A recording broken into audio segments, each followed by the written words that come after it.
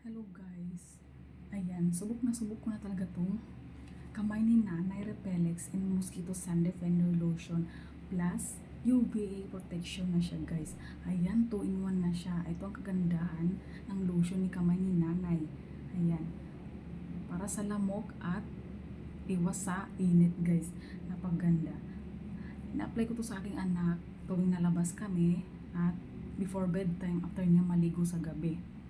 Kasi hindi ko na siya pinapadyaman kasi sa sobrang init ngayong panahon. Ayan. Then, ina-applyan ko siya ng lotion before bedtime niya. Ayan guys, napaganda. Subok ko na to sa aking anak guys.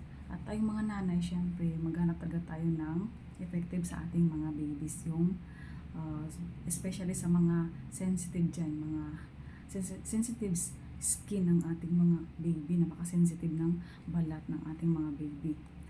Ayan. Kaya ito ang ginagamit ko sa aking anak para isahan na guys. 2-in-1 na siya. At sa mga naghahanap dyan ng ganitong lotion at gusto nyong subukan para sa inyong mga babies, ayan guys, nasa aking basket.